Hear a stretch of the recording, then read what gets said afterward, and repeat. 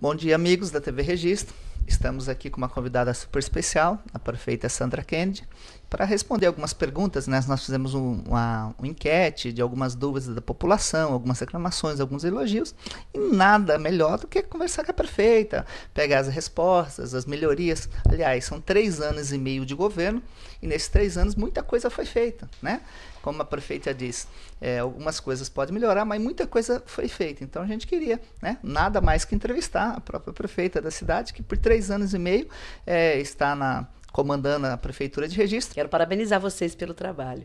Mais um veículo de comunicação democrático importante na nossa comunidade.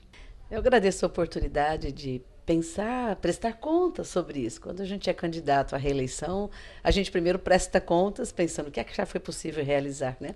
Antes até de pensar os próximos 4 anos, que, como vocês sabem, eu estou lutando para poder continuar nosso trabalho. Eu digo que eu tenho muito orgulho, muita alegria de poder relacionar tantas conquistas que Registro teve. Muitas.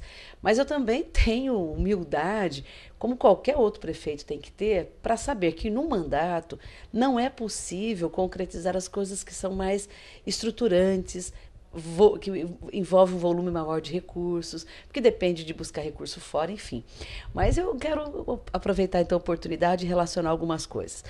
Eu me elegi com o compromisso de garantir o pão na mesa. Era uma frase que eu uso para dizer assim, desenvolvimento econômico para gerar emprego para as pessoas. Todo mundo sabe que uma família onde tem as pessoas trabalhando, tem emprego, tem renda, essa família tem vitória, essa família tem sucesso, essa família tem estabilidade, tem harmonia, enfim. E aí, Carlos Honório, pensando objetivamente, 2009, já corro atrás de atração de empresas para cá. Aprovamos uma lei na Câmara de incentivo fiscal e hoje a gente tem a 3ª maior empresa de cosméticos do mundo aqui na nossa cidade. Gera 350 empregos. Primeiro prefeito que fez uma lei que obriga as empresas que têm esse incentivo fiscal a contratar gente daqui fomos nós. Tivemos essa coragem. Dos 350 empregos, 280 são de pessoas de registro, por causa dessa lei de incentivo fiscal que obriga. Por outro lado, um convênio com a Electro, com o Senai, nos permitiu também abrir mais 60 postos de emprego com a Electro. Curso chama Escola de Eletricista. Pessoas formadas, terminam o curso, já vão trabalhar. Na área da saúde era um outro grande compromisso e peguei o setor muito desarticulado. Vou dar 2 exemplos. Tinha um fisioterapeuta, hoje nós temos 8. Dentista, só quem tinha diabetes ou era gestante, era para extrair o dente. Hoje nós temos um programa de saúde bucal que eu tenho muito orgulho de dizer que ele atende 4 vezes mais o número de pessoas, faz tratamento dentário, distribui próteses para as pessoas. Nós não tínhamos nada de saúde mental, temos o CAPS, o Centro de Atendimento Psicossocial, nós temos o Centro de Reabilitação, né, de Fisioterapia aqui no município, médico em todos os programas, os PSFs. Agora, é reestruturar, inclusive reformando todos os PSFs. Mas é reestruturar, é organizar, reorganizar tudo. O segundo passo, que às vezes eu vou num bairro e a pessoa fala, mas esse médico é assim, esse médico é assado. Primeiro você tem que garantir o básico, depois você vai refinando, quem sabe mudando uma equipe para cá, uma equipe para lá, redefinindo pessoas, mas o que é importante, que eu tenho orgulho, junto com a população, de dizer que nós conseguimos, foi estruturar toda a atenção básica, desde caminhada, que ajuda a prevenção de doenças, que é um belíssimo programa Vida Ativa, até a gente ter oftalmologista, a gente ter dentista, a gente ter especialistas, como a gente já tem. Tem muito que fazer ainda, mas o que eu quero me alegrar com a população na área da saúde é o quanto que nós conquistamos. Destaco rapidamente a UPA. Sempre é um problema. Todo mundo que passou pelo pronto-socorro, fora ou aqui, quando ele é junto à unidade o pronto atendimento, escuta assim, a senhora tem que esperar porque o médico está atendendo urgência, emergência. Isso não é que seja mentira, é fato, você tem que atender urgência na frente. Então a UPA, que nós vamos inaugurar até o final do ano, vai separar esses 2 casos. Isso vai ser muito bom para a população. O atendimento, o pronto atendimento na UPA, e o pronto-socorro do São João, continuando com a contribuição da Prefeitura, vou continuar apoiando financeiramente São João, mas tendo a UPA como um atendimento humanizado e da própria Prefeitura para a população. Eu sei que se a TV Registro me der espaço, nós vamos falar muito das nossas conquistas. Eu vou numerar mais as outras para ser mais breve. Importante destacar aqui um apoio importante do governo do estado. Construímos uma UBS nova no Votupoca. Conseguimos um apoio importante do governo federal, governo Dilma. Estamos reformando 8 unidades de saúde, PSF, UBS. Então, tudo está em reforma, isso é bastante importante. Da mesma forma que quando eu falei de saúde bucal, é importante dizer, mais de 1.000 pessoas já tiveram acesso à prótese dentária. É um tratamento caro isto, e as pessoas hoje estão tendo acesso com dignidade, sem precisar, sei lá, dever favor, agradecer para ninguém, como um direito, como é a consulta médica, como é o exame. Então, eu realmente digo, sempre há muito o que fazer na área da saúde, mas Registro deve realmente se alegrar, né, por tanto que a gente já conquistou, e eu estou muito desafiada a melhorar mais ainda, porque é possível. Nós temos a BR-116 que corta a cidade, e não é de hoje, não é essa gestão, não sou eu como prefeita, todos os anteriores tentaram alternativas, e agora é preciso realmente encontrá-la, né? Desde o começo do governo, nós estamos conversando com a Agência Nacional de Transportes Terrestres, a ANTT, para determinar, para pactuar junto com a OHL ou a Autopista Regis, para investir, fazer um investimento, e não é pequeno, é muito caro, para ligar o lado leste e o lado oeste da cidade. Algumas alternativas foram estudadas. Eu vou falar rapidamente 3 delas. A primeira, que parecia mais lógico, que era ligar pela Getúlio Vargas, não foi possível. Os estudos mostraram que não é viável fazer um túnel ali, portanto não pararia o fluxo da BR, faria um túnel e ligaria. Os estudos mostraram que não é viável, e esses estudos foram feitos pela própria autopista Regis Bittencourt. Por outro lado, pensar num viaduto, né, seria pela Wilde José de Souza, e também se mostra uma alternativa complicada, porque vai estagnar, vai comprometer o comércio daquela região, né? Posto do lado de cá, revendedoras de veículos, do lado de lá também, vendedoras de veículos, enfim, o outro posto, comércio. Então, nós temos descartado esta possibilidade, que seria o viaduto ali. O que está se mostrando mais viável, os estudos estão em andamento, é pelo trevo da SP, 149, Estrada de 7 Barras, com a própria BR, como a gente fala, o trevo ali da Fiat, né? Então, sairia pela Vila Ponce. Então, esses estudos são importantes. Agora, são importantes? Agora, esses estudos são importantes, estão em andamento, e a prefeitura não tem condição de fazer com recurso próprio. Por isso que nós estamos buscando esse compromisso do governo federal de determinar que a concessionária faça. Por outro lado, uma outra questão bem estruturante é ligar a região da Ribeirópolis, Vila Ponce, a região de cá, com o pós-Carapiranga, ou seja, a região dos conjuntos habitacionais, que além dos conjuntos está ali o aeroporto e o próprio distrito industrial. Para ali nós já temos projeto, para ali nós já estamos bastante adiantados. O que é? É o Parque Carapiranga. Parque Carapiranga, projeto do PAC, finalizando o projeto, só para fazer o projeto, R$500 mil que nós conseguimos do governo federal. Finalizando o projeto, participamos do edital, que é 99% de certeza que o governo libera o recurso para executar a obra, porque quem paga para você estudar não vai deixar de pagar para você executar, senão o dinheiro é jogado fora.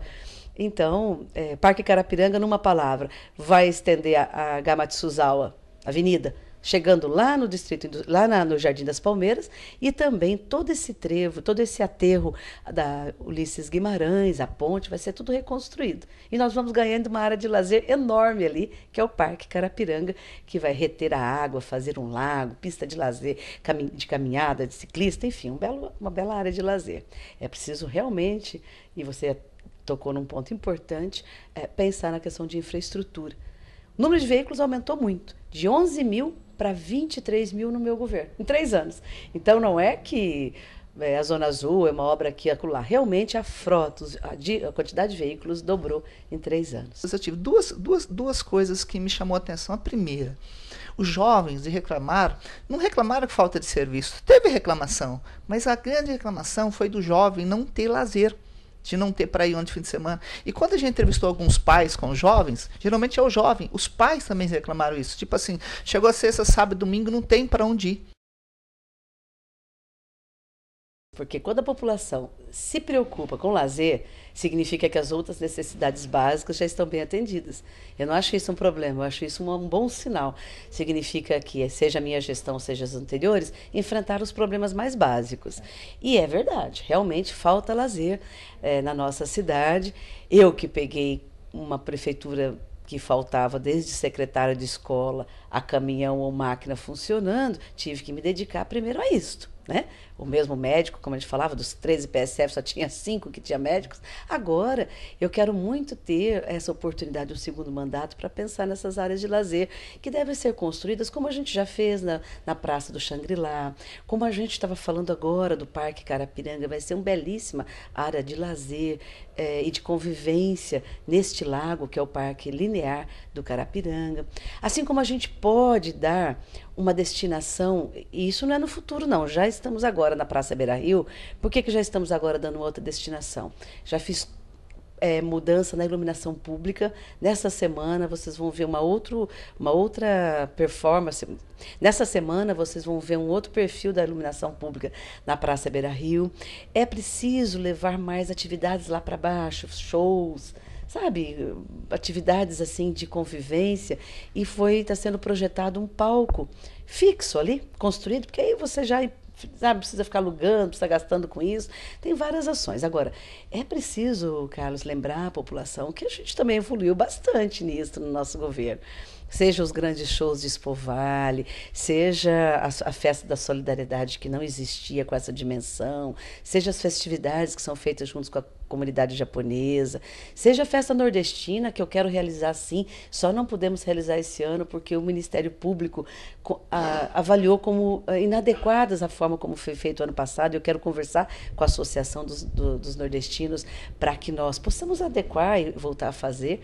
Mas eu concordo que há muito o que fazer, e que bom que nós já estamos mais avançados nas coisas básicas e possamos pensar agora na área de lazer. Habitação. Duas coisas.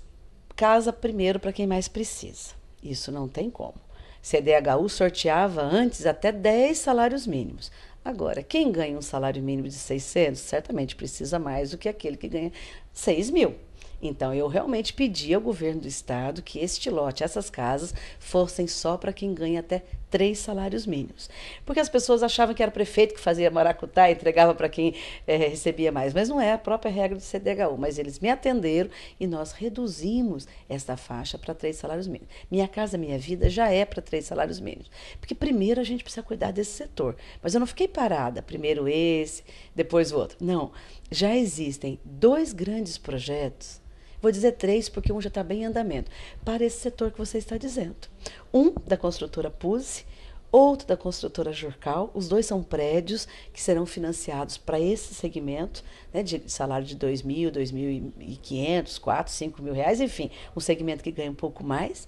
E um projeto que está sendo já estudado também, mas são casas, perto do Jardim Brasil, para uma empresa chamada Tomé Empreendimentos, que é para esse setor também, comerciário, funcionário público, na região do Jardim Brasil, um empreendimento de mais de 300 unidades. Esses estudos estão bem avançados, então acho que a gente vai poder responder as pessoas que estão com essa preocupação. Agora, aquelas casas que têm um subsídio muito alto, não pode dar realmente para quem ganha mais. Porque o subsídio, a casa custa 41 mil, o governo subsidia 36. Mas aquelas casas têm um subsídio muito grande, aí realmente não pode dar para a classe média. Uma casa que custa 42 mil, o governo subsidia 36, a pessoa só paga 6 mil reais. Então tem que ser para as pessoas realmente mais carentes, enfim, de menor renda, não é? Mas a habitação é uma coisa que eu tenho muita paixão do ponto de vista da gestão, investi muito, a gestão que mais fez casas em um mandato foi a nossa, 660 unidades e vários projetos em andamento.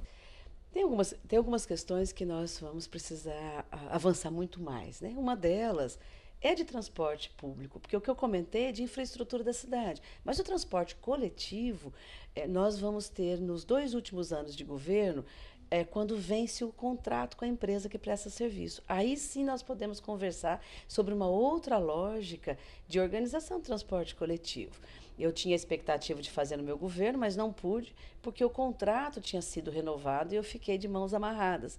Mas nós vamos abrir uma nova licitação, com novas regras, basicamente garantindo integração entre os bairros. Hoje se paga muito para sair de um lado para a cidade para outro, garantindo ônibus de melhor qualidade, cumprimento de horário, uma série de coisas que o contrato que eu tenho hoje não me dá condições de exigir, né? Mas estou bastante contente, a empresa me comunicou recentemente agora, que já está comprando 4 ônibus novos, então a curto prazo também nós já vamos ter melhorias. Mas quando vencer o contrato, nós temos que melhorar o transporte coletivo.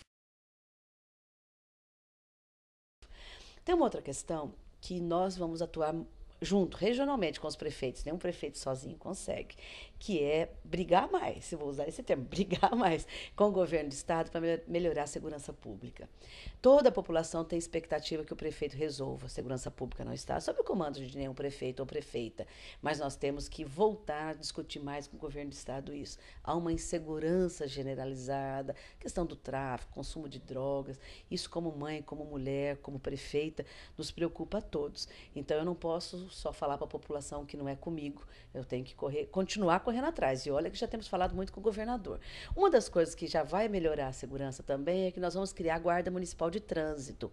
Ao criar a Guarda Municipal de Trânsito, deixa a PM também mais liberada para focar só na segurança pública. Já é um outro passo, não é? E vamos continuar com a luta de trazer mais empresas para cá para gerar emprego e renda, né? Como eu disse, o povo está preocupado com o lazer porque melhoramos as outras coisas, mas é claro que precisamos melhorar ainda mais na geração de emprego e renda, trazer os jovens que foram embora, né? E esse polo de educação com o Senai, com o Senac, com o Instituto Federal já funcionando, com Paula Souza já funcionando, é o grande trunfo para nós trairmos outras empresas. Não vou citar o nome aqui, porque não tem nada definido, mas são dezenas delas que já vieram ver terreno, que eu já visitei, já me reuni, muitas delas muito conhecidas, mas que grande parte está aguardando a duplicação da BR-116, que nós temos certeza que a licença ambiental sai nos próximos meses, e assim que a licença sair, eles não querem esperar a BR duplicar, não. Eles só querem ter certeza que vai sair. Aí já começamos enfim, a apresentar e instalar novas empresas. Eu nasci na área rural, então eu sei de perto o que significa estrada ruim e dificuldade. Por isso nós investimos como nunca. Todos os moradores de Regis são testemunha. Há muitos anos não tinha estradas rurais em boas condições como temos. Eu quero continuar mantendo as estradas em boas condições. Ainda talvez nós tenhamos 8, 10% no máximo que não esteja em boas condições, portanto, garantir os 750 quilômetros de estradas em boa condição. Isso é a primeira coisa para quem mora na área rural. Continuar comprando cada vez mais os produtos direto do agricultor para a mesa das crianças. Hoje eu tenho orgulho de dizer que as nossas crianças almoçam na escola, todas, seja quem estuda de manhã almoça para ir para casa, quem estuda de tarde almoça para estudar à tarde, todas almoçam na escola e grande parte dos produtos vem direto do agricultor familiar. Quase 1 milhão que deixou de ir para fora, para os atacadistas, para a CEAGESP, para os supermercados, estão aqui nos nossos bairros, Dayatuba, São Domingos, Ribeirão Branco do Mota e assim por diante. Então, agora tem uma coisa importante também. Também na área rural precisa de lazer. Também na área rural precisa de espaço de convivência. E nós temos que investir. Reabrir a escola rural, já fiz. E vou reabrir outras ainda. Tem muito carinho pela área rural. Muito sobre as obras que deixaram de ser feitas ou que começaram e não terminaram. O Boulevard, ali na Praça do Beira-Rio, né? Acho que é Armazém que fala ali, o mercado, desculpa, o mercado. Então, o que a senhora teria para falar sobre essas obras, assim, e qual o andamento delas, de término? Faz parte de quem não está no poder de apontar problemas, mas eu acho que tem que ser de forma mais responsável. Eu digo, não atrasem obras. Até porque, se você pensar de obras que foram iniciadas no governo da oposição ou pelo governo do Estado, tenho 2 grandes exemplos. Um aeroporto que faz mais de 13 anos que foi prometido e não foi até hoje concluído. O CDHU, 6 anos para terminar um conjunto de 286 moradias. Minha Casa Minha Vida, que eu acompanhei de perto, monitorei, em 2 anos nós entregamos.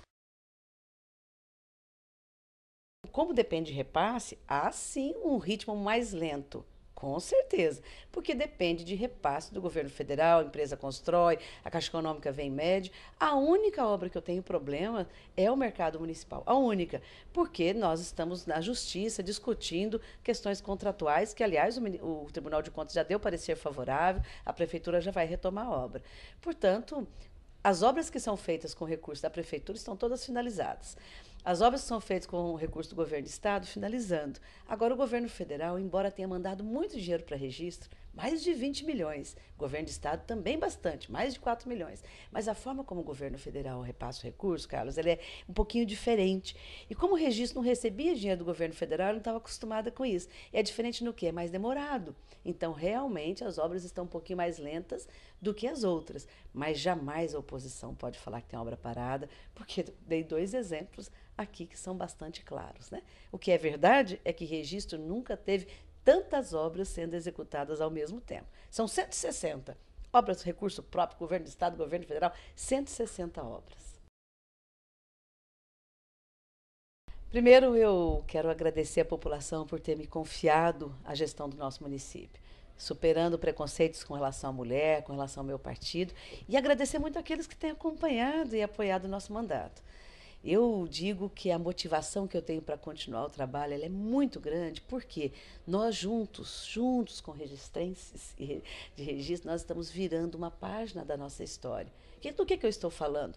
Nós saímos de uma economia pautada na agricultura, éramos capital do chá, capital da banana, que ainda somos, Bubalinos, que é forte aqui, mas nós tivemos muita gente vindo para a cidade, precisa gerar emprego na cidade. Então nós estamos virando a página do nosso município com esse fortíssimo polo de educação técnica e tecnológica.